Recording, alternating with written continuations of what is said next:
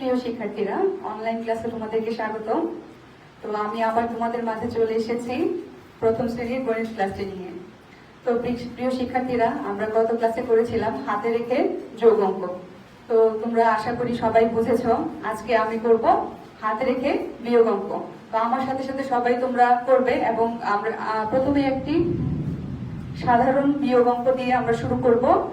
তো তোমরা সবাই শীটটি সাথে নিয়ে বসবে, কারণ সাধারণ অঙ্কটির পর আমরা শীটের ডাকের বিয়োগ অঙ্কে চলে যাব। তো চলো বন্ধুরা, আমরা দেখি কিভাবে সাধারণ বিয়োগ হাতে রেখে বিয়োগ অঙ্ক করতে হয়। দেখো, তোমাদের সুবিধার্থে এখানে আমি প্রথমে একটি সাধারণ বিয়োগ অঙ্ক লিখে রেখেছি। কি লিখে রেখেছি? উপরে লিখেছি 50, নিচে রেখেছি 25। তো আমি 50 থেকে কি করব? 25 বিয়োগ করব। তো হাতে রেখে বিয়োগের ক্ষেত্রে আমি একটা কথা অবশ্যই তোমাদেরকে প্রথমেই বলে দিতে চাই, যে হাতে রেখে বিয়োগের ক্ষেত্রে তোমরা খেয়াল করে দেখবে যে ওপরে যে সংখ্যাটি থাকবে, নিচের সংখ্যাটি থেকে ওপরের সংখ্যাটি ছোট থাকবে। কি থাকবে? ওপরের সংখ্যাটি ছোট, নিচের সংখ্যাটি বড় থাকবে। অর্থাৎ দেখো, এখানে কি আছে? এখানে আছে 0 আর নিচে আছে 5। তাহলে কি বন্ধুরা, আমরা 0 থেকে 5 বিয়োগ করতে পারবো? অবশ্যই পারবো না। কেন পারবো না?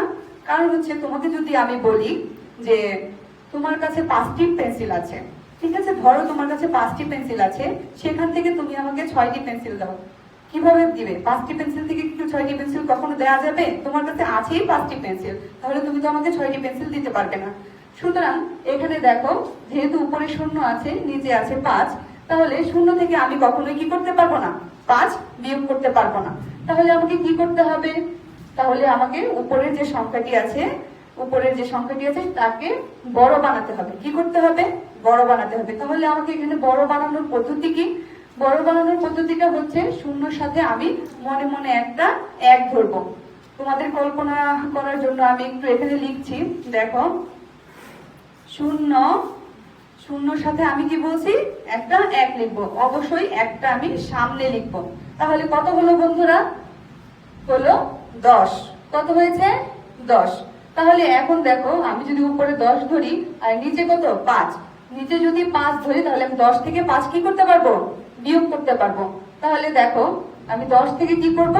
5 বিয়োগ করব। তাহলে আমরা 5-এর পর থেকে 10 পর্যন্ত গুনবো। তাহলে 5-এর পর থেকে 10 পর্যন্ত গুনলে কত হয়? দেখো, 5-এর পরে 6, 7, 8, 9, 10। কত হলো বন্ধুরা? 1, 2, 3, 4, 5। তাহলে আমি এখানে লিখে ফেললাম 5। হাতে কত? হাতে হচ্ছে 1। আমি যে হাতের একটা বলছিলাম, সেই একটা আমি ধার এনেছি। ধার বলতে কি বোঝো বন্ধুরা? ধার বলতে হচ্ছে, মনে করো যে তোমরা কি করো, অনেক সময় ক্লাস করতে থাকো, ক্লাস করতে করতে অনেক সময় কলমের কালি শেষ হয়ে যায় না? তো তোমরা কি করো, যে বন্ধুদের কাছ থেকে কলম চেয়ে নাও, তাই না? তারপর আবার বলো যে ঠিক আছে, আমি ক্লাস শেষ হলে তোমাকে কলমটা কি করব? ফেরত দিয়ে দিব। তো এই যে প্রক্রিয়াটা, এটাকে বলা হয় ধার। তো সেরকম আমিও অঙ্ক করার সুবিধার্থে এককে কি হিসেবে এনেছিলাম? ধার হিসেবে এনেছিলাম। তাহলে এই ধারটাকে এখন আমার কি করতে হবে? পরিশোধ করতে হবে। তাহলে এই একটা আমি কোথায় পরিশোধ করব? দেখো, এই একটাকে আমি নিয়ে যাব এই 2-এর কাছে, অর্থাৎ এই নিচে যে সংখ্যাটি থাকবে সেটির সাথে আমাকে হাতের যে সংখ্যাটি, সেই সংখ্যাটি যোগ করতে হবে। তাহলে দেখো, 2 আর 1 কি করব? যোগ করব। 2-এর সাথে 1 যোগ করব। 2-এর সাথে 1 যোগ করলে কত হয়? 2-এর সাথে 1 যোগ করলে হয় 3। তাহলে 5 থেকে আমাকে কত বিয়োগ করতে হবে? 5 থেকে আমাকে 3 বিয়োগ করতে হবে। ঠিক আছে? তাহলে 5 থেকে তো আমি 3 বিয়োগ করতেই পারবো, যেহেতু 5 বড় সংখ্যা আর 3 কত? 3 হচ্ছে ছোট সংখ্যা। তাহলে 5 থেকে 3 বিয়োগ করলে কত থাকে? 5 থেকে 3 বিয়োগ করলে 3-এর পর থেকে আমরা 5 পর্যন্ত গুনি। 4, 5। তাহলে কয় ঘর পেলাম? 2 ঘর। তাহলে চলো এখানে লিখে ফেলি 2। তাহলে দেখো বন্ধুরা, উত্তরটি আমরা কত পেয়েছি? 2 এ 5, 25। কত হয়েছে? 2 এ 5, 25। চলো আমরা উত্তরটি লিখে ফেলি। কিভাবে লিখবো? আমরা বরাবর যেভাবে লিখি সেভাবেই লিখবো, যে অতএব, তারপরে কি লিখবো? আমরা কি অঙ্ক করছি? বিয়োগ অঙ্ক করছি। সুতরাং আমরা কি লিখবো? বিয়োগফল, বিয়োগফল, যোগ করলে যোগফল, বিয়োগ করলে বিয়োগফল। বিয়োগফল কত এখানে? বিয়োগফল হচ্ছে 25। আশা করি বন্ধুরা তোমরা অবশ্যই অঙ্কটি বুঝতে পেরেছো এবং আমার সাথে সাথে করে নিয়েছো। তো তোমরা এখন সবাই শীট নাও, আমি চলে যাব এখন ডাকের হাতে রেখে বিয়োগ অঙ্কে। তো তোমাদেরকে যে কথাটা বলেছিলাম সেই কথাটা আবারও বলছি যে ডাকের অঙ্ক করার আগে অবশ্যই তোমাদেরকে ডাকটি ভালোভাবে পড়ে নিতে হবে। কি করতে হবে? ডাকটি ভালোভাবে পড়ে নিতে হবে। তাহলে সবাই শীট হাতে নিয়ে 1 নাম্বার যে অঙ্কটি আছে বিয়োগের সেটির ডাকটি খেয়াল করো। আমি তোমাদের সুবিধার্থে পড়ে দিচ্ছি এবং বুঝিয়ে দিচ্ছি, আশা করি সবাই মনোযোগ দিয়ে করবে। দেখো প্রথমে কি আছে? দোলনের কাছে 93 টাকা ছিল, তা থেকে সে 38 টাকা দিয়ে একটি খাতা কিনলো, তার কাছে কত টাকা রইল? তোমাদেরকে আমরা প্রাথমিক একটা ধারণা দিয়েছিলাম যে রইল থাকলে অঙ্ক কি হয়? বিয়োগ হয়। আর এখানে হচ্ছে যে দোলনের কাছে 93 টাকা ছিল, তার থেকে সে 38 টাকা দিয়ে খাতা কিনলো, অর্থাৎ তার টাকার পরিমাণ কি হলো? কমে গেল। কমে গেলে কি হবে? অঙ্ক বিয়োগ হবে। কি হবে? যেহেতু সে খরচ করে ফেলেছে তাহলে তার কমে গেছে, তার কি হবে? বিয়োগ হবে। দেখো তাহলে চলো বন্ধুরা আমরা এখানে অঙ্কের ডাকটি সাজিয়ে ফেলি। কি লিখবো প্রথমে? দোলনের কাছে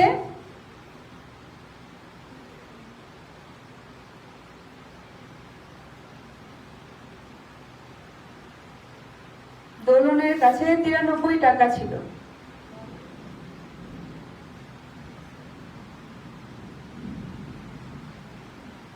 আচ্ছা, তারপর তা থেকে সে কি কিনলো? তা থেকে সে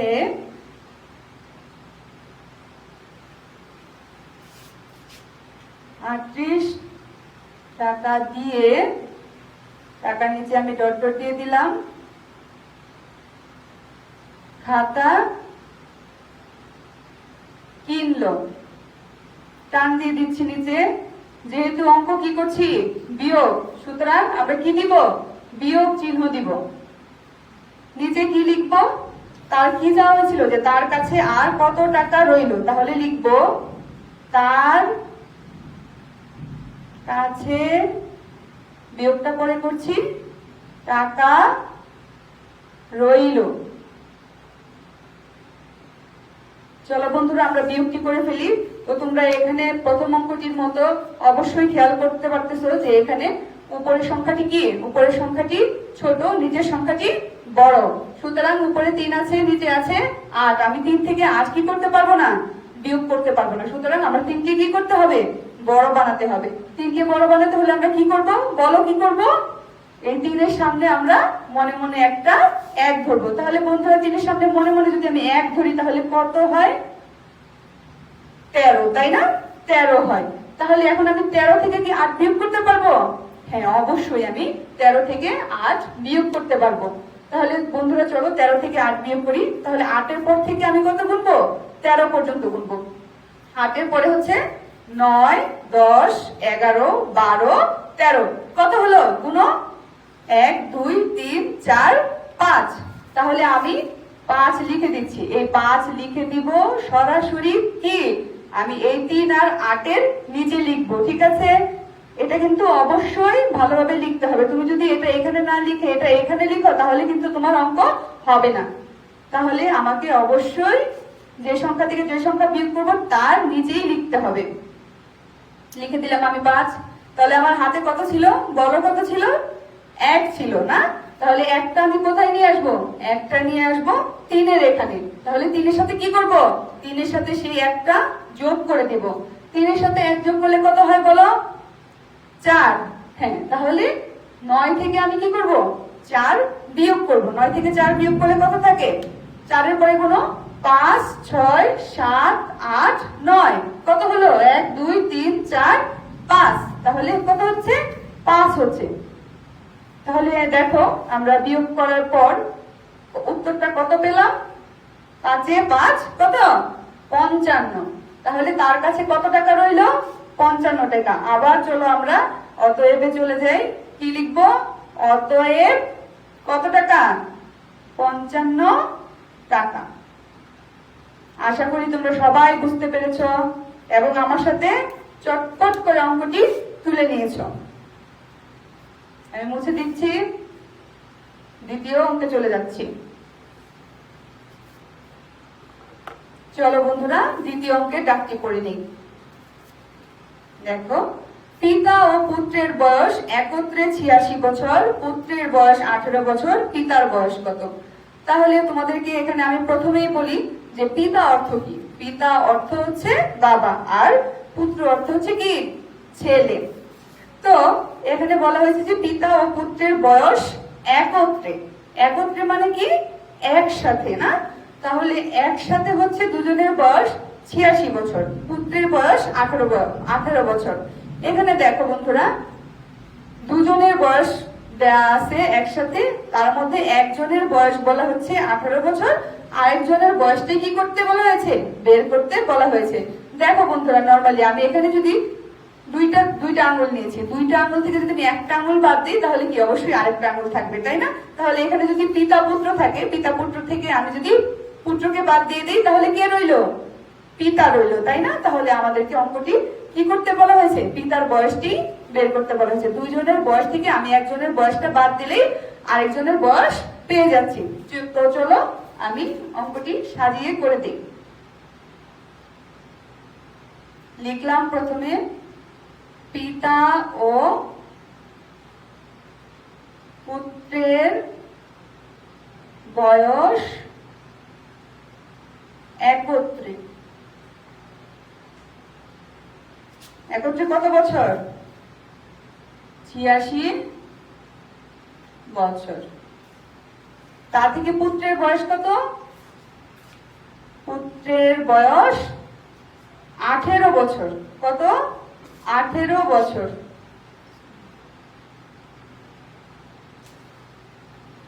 আচ্ছা, পুত্র থেকে পুত্র চলে গেল, তাহলে কার বয়স রইল? বলো। পিতার বয়স। হ্যাঁ, পিতার বয়স। দিয়ে দিলাম বিয়োগ চিহ্ন। করো, বলো তাহলে কি হবে? উপরে আছে 6, নিচে আছে 8। আমি 6 থেকে 8 বিয়োগ করতে পারবো না, তাহলে আমাকে কি করতে হবে? উপরেরটাকে কত ধরবো? মনে মনে 1 ধরলে 6 এর সামনে কত হয়? 16 হয়, না? 16 থেকে আমাকে কি করতে হবে? 8 বিয়োগ করতে হবে। তাহলে 16 থেকে 8 বিয়োগ করলে কত থাকে? 16 থেকে 8 বিয়োগ করলে 8 এর পর থেকে কোনো 9, 10, 11, 12, 13, 14, 15, 16 কত থাকে? 8 থাকে। তাহলে আমি লিখে দিচ্ছি 8। হাতে কত ছিল? হাতে ছিল 1। এই একটা আমি নিয়ে আসবো এই 1 এর কাছে। তাহলে 1 আর 1 যোগ করলে কত হবে? 2। 8 থেকে 2 বিয়োগ করো। 8 থেকে 2 বিয়োগ করলে কত থাকবে? 8 থেকে 2 বিয়োগ করলে থাকবে 6। তাহলে অতএব 68 বছর। কত বছর? 68 বছর। চলো বন্ধুরা, আমরা তৃতীয় অঙ্কে চলে যাই।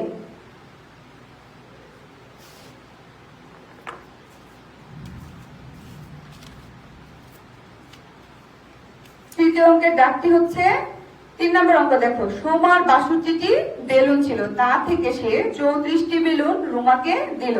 তাহলে কি হচ্ছে? যেহেতু রুমাকে সে দিয়ে দিয়েছে, তাহলে তার বেলুনের সংখ্যা কমে গেছে। সোমার কাছে কতটি বেলুন রইল? এখন তাহলে কি সোমার কাছে কতটি বেলুন রইল সেটা আমাকে বের করতে হবে। তাহলে চলো আমরা কিভাবে সাজাবো? যে সোমার কাছে, লিখো সবাই আমার সাথে সাথে,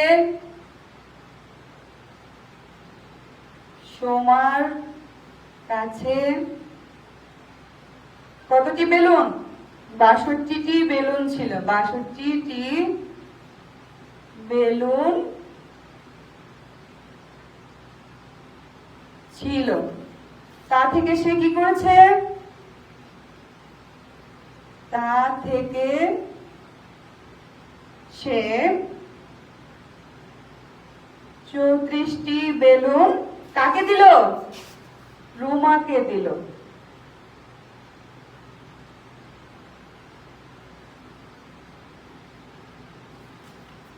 আচ্ছা, এখন তাহলে কি হবে? তার কতটি বেলুন রইলো সেটা বের করতে হবে। তাহলে কি লিখবো? তার কাছে ড্যাশটি কি বেলুন রইল। বিয়োগ করো। তাহলে দেখো উপরে আছে 2, নিচে আছে 4। তাহলে আমাকে কি করতে হবে? উপরে 2 এর সাথে মনে মনে 1 ধরতে হবে। 2 এর সাথে 1 ধরলে কত হয়? 12 না?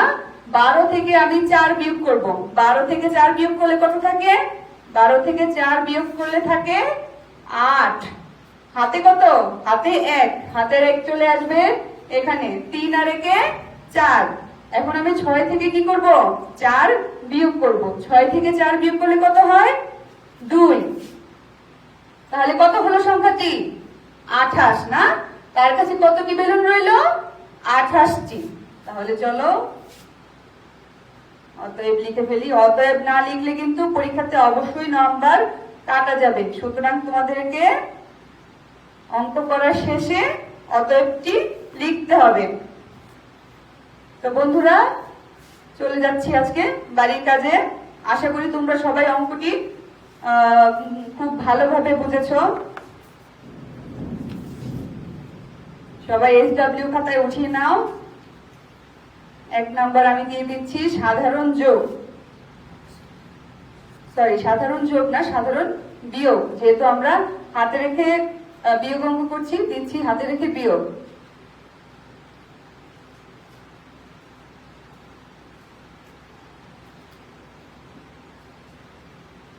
তোমরা সবাই নং দিবে এবং ক খ দিবে।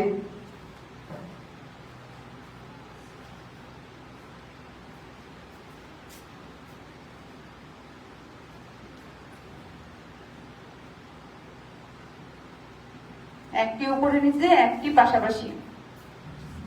2 নং দাগের বিয়োগ।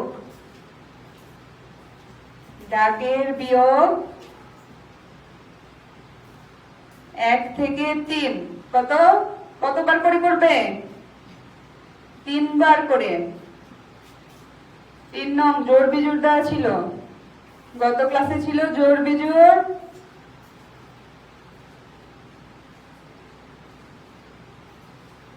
1 থেকে 20 ছিল, তাহলে আজকে আমরা 21 থেকে 40 করব। তারপর বানান 1 থেকে 25 ছিল, তাহলে পড়বে 26 থেকে 50 এবং 26 থেকে 50। তো বন্ধুরা, আশা করি আমার ক্লাসটি তোমাদের ভালো লেগেছে এবং তোমরা অবশ্যই অঙ্কটি বুঝেছো। তোমরা বাসায় সবাই ভালোভাবে প্র্যাকটিস করবে এবং বেশি বেশি সাধারণ বিয়োগ করবে, তাহলে তোমাদের অঙ্কটি ক্লিয়ার হয়ে যাবে। তো পরবর্তী ক্লাসে আবার দেখা হবে। সেই পর্যন্ত ভালো থাকো, সুস্থ থাকো। খোদা হাফেজ।